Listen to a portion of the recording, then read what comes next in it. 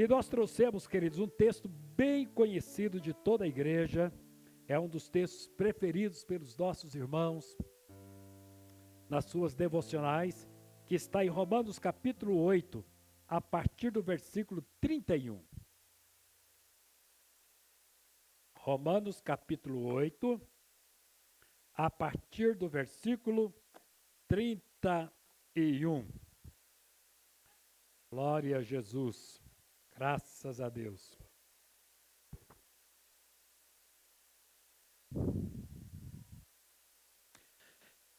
Diz assim a palavra do Senhor. Que diremos, pois, à vista dessas coisas? Se Deus é por nós, quem será contra nós? Aquele que não poupou o seu próprio filho, antes por todos nós o entregou, porventura não nos dará graciosamente com ele todas as coisas? Quem tentará acusação contra os eleitos de Deus? É Deus quem os justifica. Quem os condenará? É Cristo Jesus quem morreu, ou antes quem ressuscitou, o qual está à direita de Deus e também intercede por nós. Quem nos separará do amor de Cristo? Será tribulação, angústia, perseguição, fome, nudez, perigo ou espada? Como está escrito: por amor de ti somos entregues à morte o dia todo.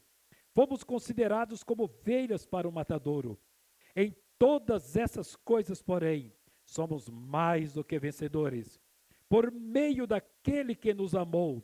Porque eu estou bem certo de que nem a morte, nem a vida, nem anjos, nem principados, nem coisas do presente, nem do porvir, nem poderes, nem altura, nem profundidade, nem qualquer outra criatura poderá nos separar do amor de Deus que está em Cristo Jesus, nosso Senhor. Diga assim comigo: mas em todas essas coisas, somos mais do que vencedores. Juntos, mas em todas estas coisas, somos mais do que vencedores. Queridos, eu amo essa expressão. Pensa numa expressão que eu amo. Essa aqui: somos mais do que vencedores. Imagina duas pessoas concorrendo uma corrida de automóvel. Os dois têm a mesma máquina, o mesmo motor, a mesma potência. Os dois têm a mesma habilitação, a mesma capacidade de administrar esse carro. E eles vão pegar uma aposta de corrida. Só que um chega, 10 minutos depois chegou o outro. Falei, o que aconteceu com o seu carro? Não, ele deu tudo que tinha, não sei o que aconteceu com o seu. Porque eu explorei toda a potência do motor, curva, reta, pisei fundo. Eu não sei o que aconteceu com o seu, porque o meu carro deu tudo que tinha. Mas cheguei 10 minutos antes, queridos, isso não é uma vitória. Isso é mais do que vencer. Porque se fosse assim, segundos, olha, cheguei 5 segundos na sua frente, passei a linha de 5 segundos, mas chegar 10 minutos na frente, é muita diferença. Então, quando eu leio esse texto, eu penso mais ou menos assim: quando Deus olha para nós, quando o inferno olha para nós, aqui não está um povo vencedor. Aqui está um povo que é mais do que vencedor. Mais do que vencedor, queridos, é vencer com folga. É vencer com folga, queridos. Quando eu era estudante, não faz muito tempo não, mas quando eu era estudante, lá eu fiz o primário, admissão ao ginásio, eu sou dessa época de admissão ao ginásio. Depois fazer o curso ginasial. No curso ginasial, eu ouvi 3 palavras de um general. Sabe que nunca mais esqueci aquelas palavras? Eu não sei se foi por causa da pronúncia em latim, veni vidi vici, do general romano, Júlio César. Essas palavras são dele, quando ele ganhou uma guerra. Ele disse: eu vi e venci. Eu vi e venci. Queridos, que coisa que se aplica à igreja, né? São essas 3 palavrinhas em latim.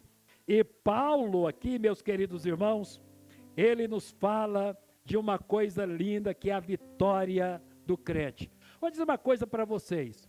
Que se tem uma coisa que a gente não discute, é vitória. A gente discute derrota. Derrota todo mundo discute. E quer achar um bode expiatório. Essa eu perdi, mas aí a gente vai distribuir culpa para tudo quanto é lado, pessoas, circunstâncias, fatos, para justificar uma derrota. Mas como foi que você foi derrotado? Você não venceu? Você não venceu essa? Como foi que você não venceu? Por que você não venceu? Você não estava preparado? Não tinha tudo para vencer? Mas por que você não venceu? Derrota todo mundo discute, mas vitória a gente não discute. Porque vitória, queridos, ela fala por si mesmo. Ela fala por si mesmo. E a nossa maior vitória, queridos, está expressa com essas palavras do apóstolo Paulo. Nós somos mais do que vencedores. 16 anos pregando a fé, pregando bênção, pregando vitória. Nesses 16 anos, a igreja não pegou derrota. E ela se ampliou, seu espaço ampliou, sua mensagem ampliou, suas conquistas ampliaram. Então, isto é realmente uma coisa muito linda. E nós queremos destacar 3 questões importantes nesse texto, quando coloca em letras garrafais a nossa vitória. 3 aspectos. A primeira delas, queridos, é quem nos garante essa vitória, porque Paulo diz aqui no versículo 37, aquele que nos amou. Nós somos mais do que vencedores por aquele que nos amou. Então a nossa vitória não está fundamentada em nós. Nossa vitória não está fundamentada na nossa força, nos nossos braços. A nossa vitória não é fruto da nossa inteligência.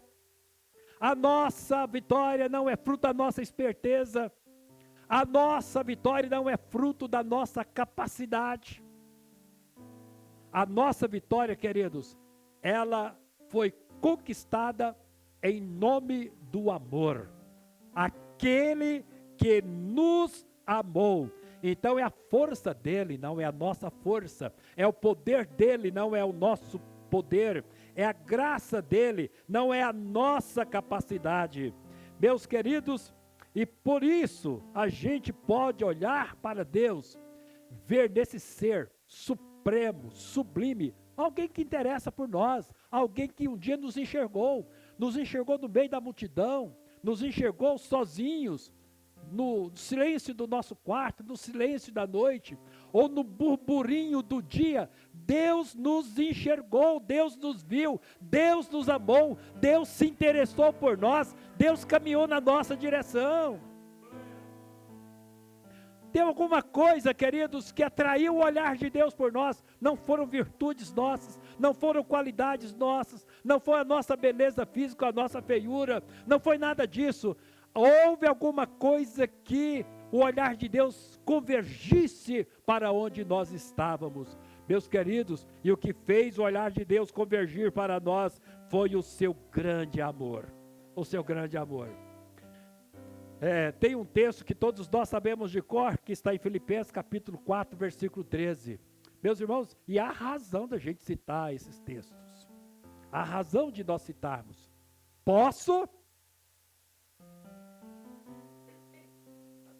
Se parasse nas coisas, eu diria assim, bem, isso aí é positivismo, né? Posso todas as coisas. Se parasse aí, talvez o versículo perdesse todo o seu significado. Mas diz assim, posso todas as coisas naquele que me fortalece. Meus queridos, nós temos um Deus intransponível, invencível. Nós temos um Deus grandioso, insondável, a força dele é nossa. Eu posso todas as coisas nele que nos fortalece, nele que nos renova, nele que nos abençoa. Então é essa excessiva generosidade de Deus que faz com que você seja uma pessoa mais do que vencedora, mais do que vitoriosa. É essa graça excessiva do nosso Deus. Aqui, meus queridos, a nossa fé não é derrotada. A nossa fé não é destruída. Aqui, meus queridos, esse povo aqui pode sofrer os ataques mais impiedosos. O mundo inteiro assiste constrangido uma supremacia militar, destruindo um país sem experiência de guerra, com poucas armas de guerra, e é uma covardia o que se faz naquele país, na Ucrânia. É uma covardia. Eu levanto, queridos, as madrugadas para orar, e quando eu estou ajoelhado lá no meu escritório, meu quartinho, tem meu quartinho de guerra, meu quartinho de batalha, e às vezes eu digo para Deus, Deus, aqui está um soldado ucraniano, eu quero deter daqui o poder destruidor daquele exército, em nome daquelas vidas que estão morrendo. Eu vou guerrear no meu quarto, em favor de um país, em favor de um povo, e irmãos nossos, que estão sem poder congregar, como nós estamos aqui. O inferno gostaria de fazer conosco o que a Rússia está fazendo com a Ucrânia. O maior sonho do diabo, queridos, ele poder ter a oportunidade para imprimir uma derrota vergonhosa em você. Ver você acuado, fugindo, sem poder fazer nada, sem condições de resistir. Mas aqui eu quero dizer uma coisa para vocês, os vencedores aqui não são eles, os vencedores aqui somos nós. O derrotado aqui, queridos, derrotado aqui não é a igreja, é o inferno. E o diabo sabe que contra este povo aqui tem uma muralha intransponível. Que bênção, que bênção. Tudo porque Ele nos amou. Deixa eu dizer uma coisa para vocês, meus queridos irmãos. Olha, você pode duvidar do amor dos seus pais por você. A esposa pode duvidar do amor do esposo. O esposo pode duvidar do amor da esposa, dos pais, dos filhos. Você pode duvidar do amor do seu pastor por você. Você pode duvidar, inclusive, do seu amor pelas outras pessoas. Mas ninguém aqui pode duvidar do amor de Deus. Deus prova o seu amor por nós, quando Cristo morreu por nós, sendo nós ainda, sabe o que você está dizendo? Você não tinha interesse com Deus, você não pensava em Deus, Deus não fazia parte das suas perspectivas de vida, Deus não fazia parte dos seus sonhos, Deus não fazia parte dos seus propósitos, mas Deus já te amava, mesmo você dando as costas para Ele, mesmo você dizendo, eu não quero nada, Deus não faz parte da minha vida, eu não creio nele. Mesmo falando assim, Deus disse, mas eu te amo. Eu te amo e eu não vou desistir de você, porque a única possibilidade que você tem de vencer na vida é por causa do meu amor por você. Somos mais do que vencedores por aquele que nos amou, né? Somos mais do que vencedores por aquele que nos amou. Mas tem uma outra verdade aqui, queridos, nesse texto, que está no versículo 32. Ele não poupou o seu próprio filho. Diga assim, Deus não poupou a vida do seu próprio filho. Que pai faria isso? Que mãe faria isso? Não poupar a vida do seu filho em favor de outras pessoas. Eu tenho 4, os 4 estão vivos. Tinha 5, eram 5, é para ser 5. Mais um nós perdemos, no outro a minha esposa ainda. Nós temos 4. Pergunta assim, qual dos 4 se abre mão? Nenhum. Não tem alternativa aqui. Tem um baita não. Mas a Bíblia diz que Deus só tinha um filho. Único, unigênito, e Ele deu Ele entregou. Em razão da grandeza desse amor, Deus não poupou Jesus. Quando foi que Deus não poupou Jesus, queridos? Que momento? Que momento foi essa entrega? Essa entrega, ela tem um processo. Ela tem processo. Quando Jesus morreu, quando Jesus foi sepultado, era entrega. Todos nós conhecemos a Via Crucis, o sofrimento de Jesus, seu ministério, mas era uma entrega. Quando Jesus morreu numa cruz, era a entrega que o Pai fez dele em nosso favor. Quando ele foi sepultado, entregou para a sepultura em nosso lugar. Quem tinha que morrer era você, seria eu. Quem teria que ir para uma sepultura fria, gelada, sem esperança, sem promessa de ressurreição, seria você, seria eu. Mas Deus entregou Jesus para uma sepultura gelada. Mas Ele ressuscitou, a ressurreição de Jesus foi por minha causa, foi por sua causa. Jesus subiu aos céus. Mas Ele subiu com a certeza de que Ele voltaria para que um dia a gente possa subir também com Ele. Essa subida de Jesus foi em nome da igreja, foi em meu nome e em seu nome, por amor a todos nós. Ele está assentado à direita, Jesus assentou à direita de Deus, está assentado à direita de Deus, ocupa esse trono como cabeça da igreja.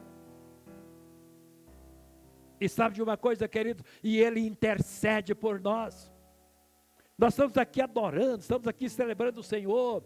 Temos aqui a nossa vida, vamos terminar o culto, cada um tem a sua casa, vai para a sua casa.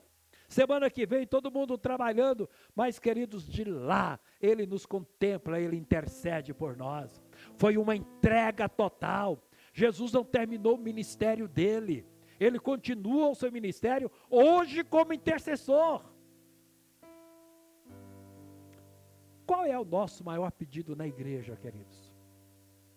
Você vê assim, as irmãs consagradas, vê o pastor, você vê a liderança consagrada, você está naquela batalha, naquela luta, que é que você fala, o pastor olhe por mim, meu irmão olhe por mim, minha irmã olhe por mim, olha que luta, olha que batalha, olha que batalha.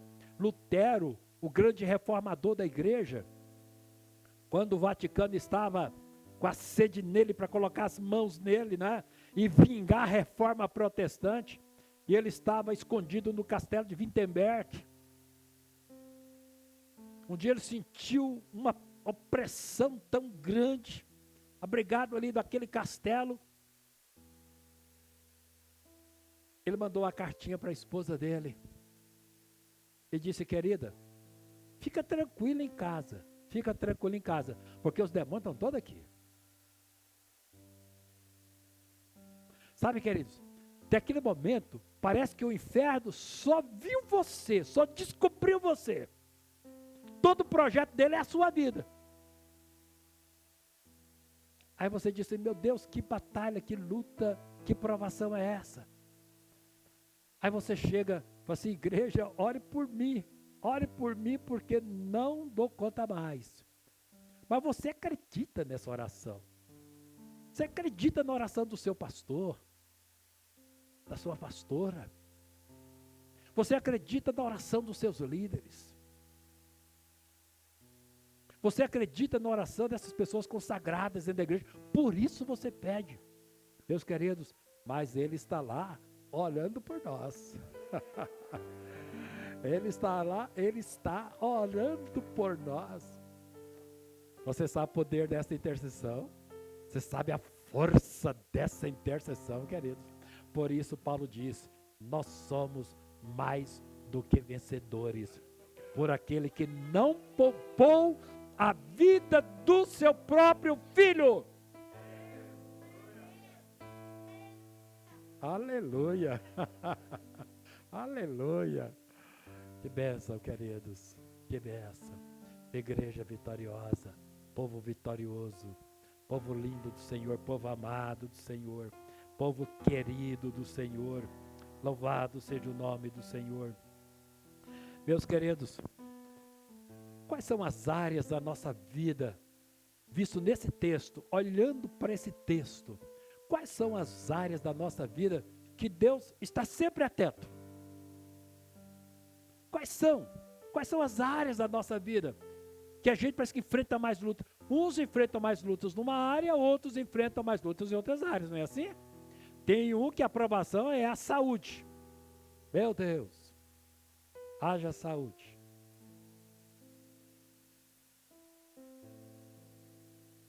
A aprovação de outros é na área financeira. Eu tenho um amigo que é empresário, mas eu disse, meu irmão, você tem que vir para o altar de Deus, misericórdia. Pensa, queridos, num cidadão que tem uma unção para ganhar dinheiro.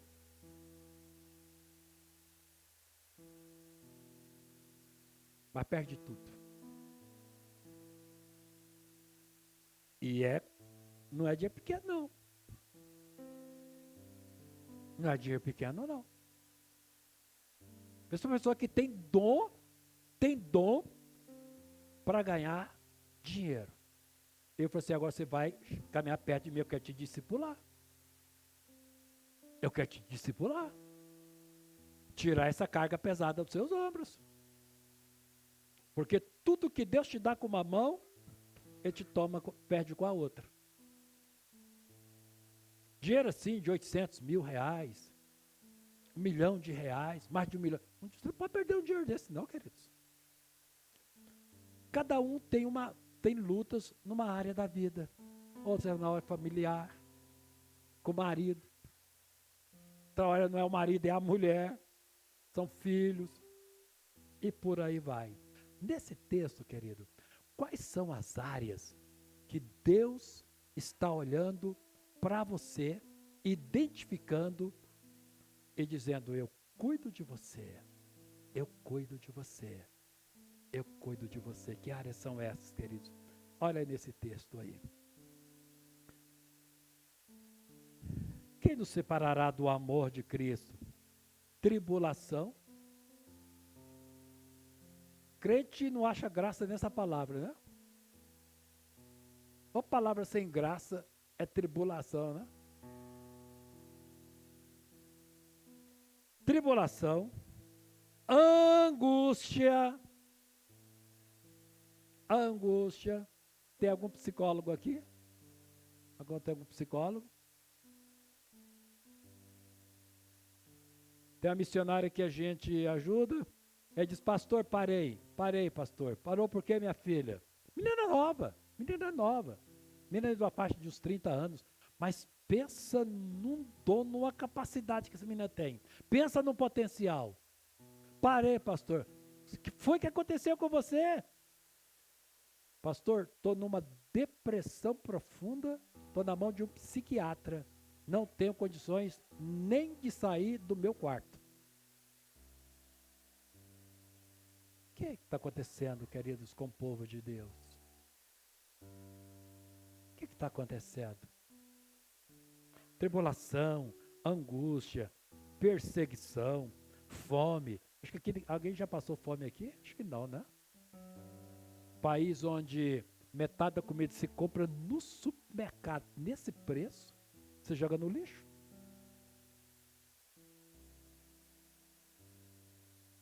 Metade da comida se joga no lixo.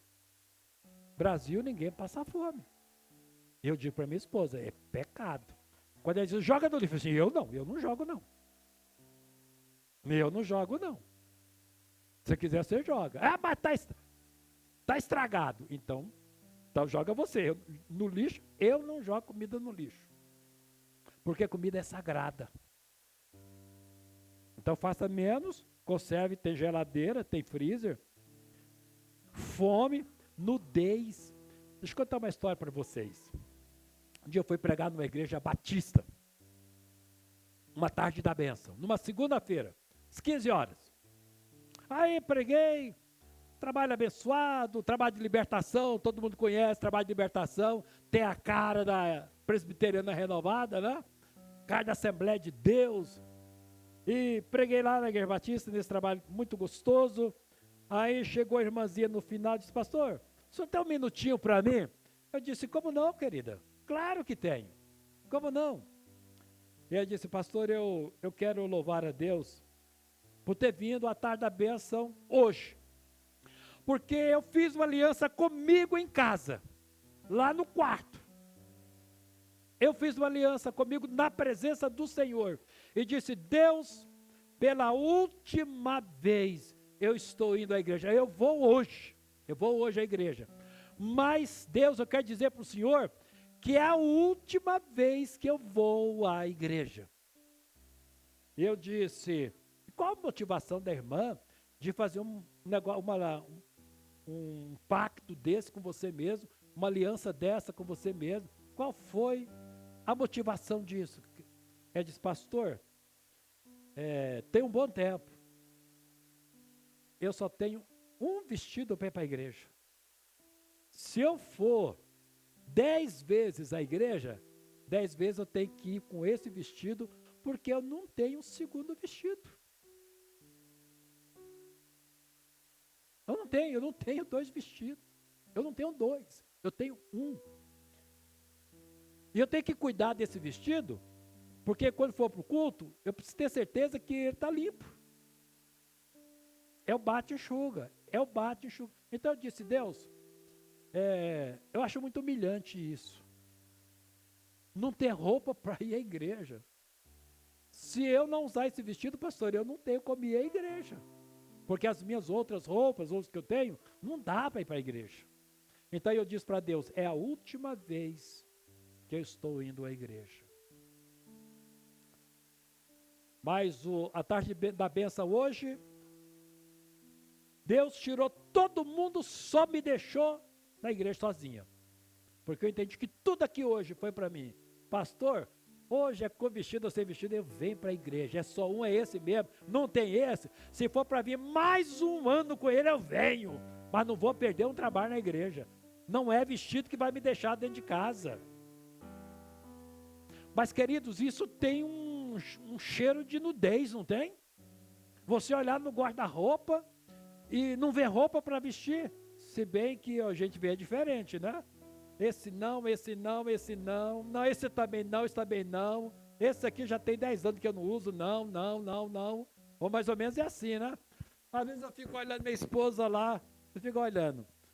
Eu não falo nada, né? E ela não está aqui, eu posso falar. Eu fico olhando para minha esposa. E eu me arrumo em 2 minutos. 2 minutos eu estou pronto. Mas ela vai lá, abre a roupa e olha, e pega o vestido e põe na cama. Aí ela fica olhando para o vestido, vai lá, devolve para o guarda-roupa. Aí ela vai lá, pega outro, veste, vai lá no espelho. Mas não trocar de roupa, não acredito, de novo. Olha a hora, nós temos que ir para a igreja, olha a hora. Meus queridos, mas quantas pessoas olham assim, Deus, o senhor tem que fazer um milagre no meu guarda-roupa. O senhor tem que fazer um milagre no meu guarda-roupa. O senhor tem que fazer. Ou de repente é na casa toda, ou na garagem, né? Faça uma reforma toda, eu estou começando na garagem, mas faça um negócio aí completo. Mas, queridos, Deus olha para todas essas áreas aqui, então Ele diz assim, olha, tribulação, angústia, perseguição, fome, nudez, perigo, espada. E Ele vai dizer assim, olha, eu estou certo, que por meio daquele que nos amou, eu estou bem certo. Aqui não tem morte, nem vida, nem anjos, nem principados, nem o presente, nem futuro, nem poderes, o mundo espiritual, nem altura, nem profundidade. Aqui, queridos, nada nos separa do amor de Deus, porque Deus cuida de nós. E Ele diz, em todas essas áreas, nós somos mais do que vencedores por aquele que nos amou.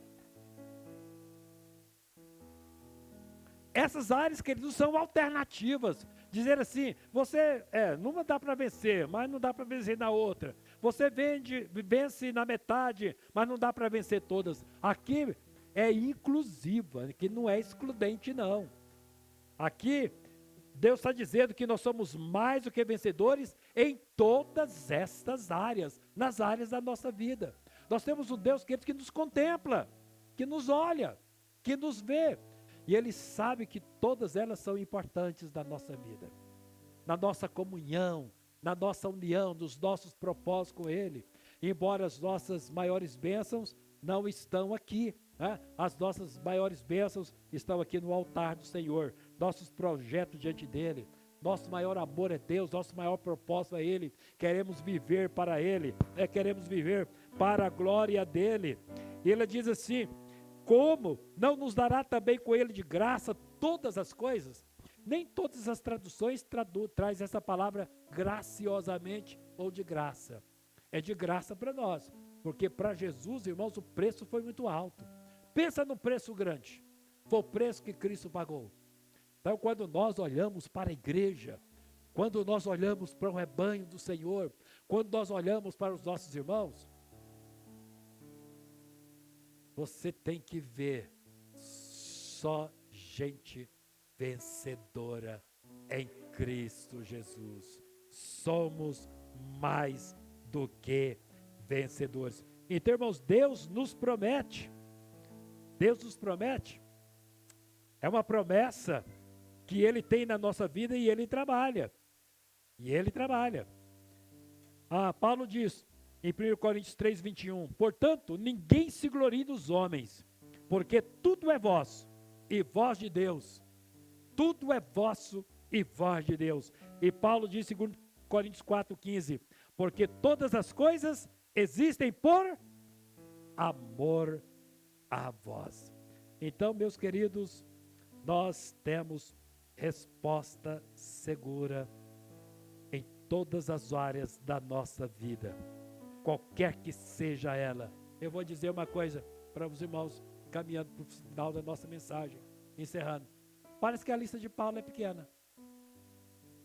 Se você fosse fazer a sua lista diante de Deus, Deus, eu quero fazer uma lista das coisas que me angustiam, das coisas que mexem com a minha estrutura mental. Quero fazer a minha lista dentro do espírito de Romanos 8, 31 a 39. Quero fazer. Eu quero completar essa lista. Deus te dá liberdade, faça a sua lista. Em Cristo, faça a sua lista dentro desse espírito de Romanos capítulo 8. Porque ele começa, é um canto de vitória, né? Aqui é um canto de vitória. Mas ele começa dizendo, que diremos, pois, à vista dessas coisas? Se Deus é por nós, se Deus é a nosso favor, quem ou que será contra nós? Quem ou que? Porque, ele diz assim, aquele que não poupou o seu próprio filho, antes por todos nós o entregou, porventura, não nos dará graciosamente, o quê? O quê? Todas as coisas. Meus irmãos, nesse todas as coisas, a nossa lista pode ser bem maior do que a de Paulo faz aqui nesse texto.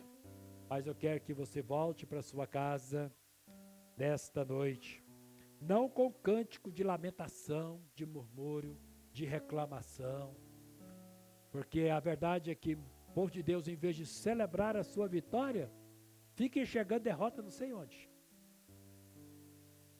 Reclama, murmura, nada está bom, eles estão insatisfeitos com tudo, parece que Deus não existe, parece que Deus não ama. Meus queridos, essa mensagem não é da Bíblia, não.